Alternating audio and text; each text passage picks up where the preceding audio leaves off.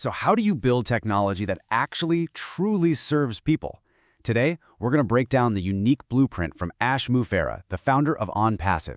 And what we'll find is that this is way more than just a method for writing code.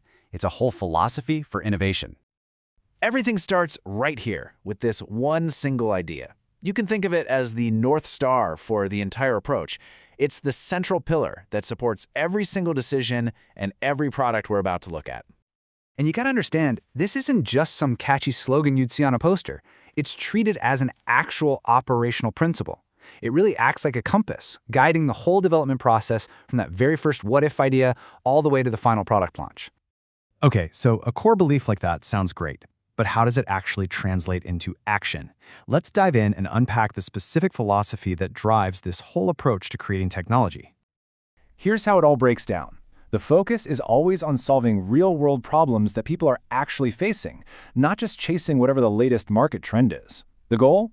To automate the complicated stuff, make the user experience dead simple, and use AI as the engine to cut down on errors and seriously ramp up the value you get. Right, a strong philosophy is one thing, but how do you turn that into a process you can repeat over and over to create amazing products? Well, that brings us to the actual blueprint for innovation.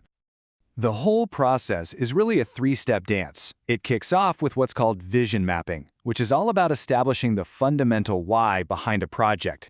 Only after that's crystal clear does the team move on to the how, the research and development phase, which is then followed by some seriously rigorous testing to make sure the final product actually delivers on that initial vision. Vision mapping can sound a little corporate, right? So what does it actually look like in the real world? Let's check out a concrete example of how this first step really works. Okay, this is a perfect example of that problem-first approach. Before OWallet was even a thing, the team reportedly dug into all the pain points of existing systems. The crazy high fees, those frustrating delays, the lack of access. OWallet was then specifically engineered to tackle every single one of those problems head-on. You see, the whole process starts with the user's frustration, not a list of product features. Then comes the second phase, R&D. And it's just as strategic. This is about looking at what competitors did wrong so you don't make the same mistakes, while also looking at where the industry is headed. The idea is to build tech that's still going to be relevant 5, maybe even 10 years down the road. All right, the vision's locked in, the research is done. So how is the technology actually built? Let's break down the 4 core techniques they use during development. This is where you can really see how those big ideas connect to actual products. So, an AI-first mindset isn't just a buzzword. It's why O-Verify can use facial recognition for super simple identity checks. User-centric design? That's how you get O-Shop, where literally anyone can build an online store without knowing a single line of code. And behind the scenes, you've got scalable architecture and top-notch security built in from day one. Now, for most companies, launching a product is the finish line. Pop the champagne, job done. But in this blueprint, it's actually just the beginning. The goal isn't to create a bunch of static tools, but to build a living, breathing ecosystem. So you launch the product, now what? How do you keep it from becoming old news in 6 months?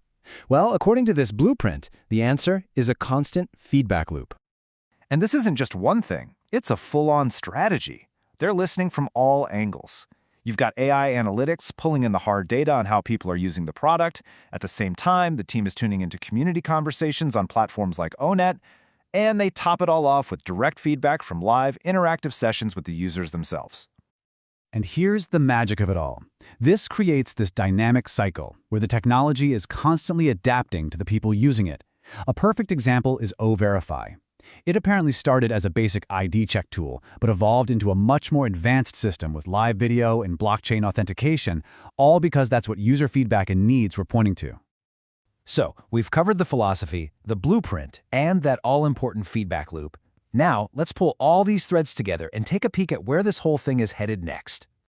So here it is, the entire blueprint boiled down into a 6-step cycle. You start with a real problem, build a simple and secure solution powered by AI, and then test it like crazy.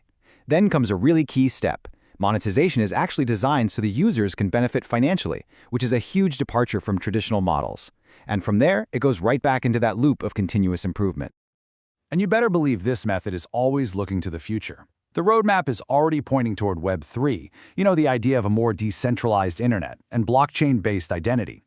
The big goal is to build platforms that are ready for the metaverse. And get this, they've even circled a date on the calendar. July 24th, 2025 is pegged as the target for the next major evolution of this whole ecosystem. Which brings us to our final big question. After breaking down this entire blueprint, from its core philosophy all the way to its future roadmap, it really all comes back to this one thing. What happens when technology is designed from the ground up, not just for the usual profit models, but to actually empower the very people who use it?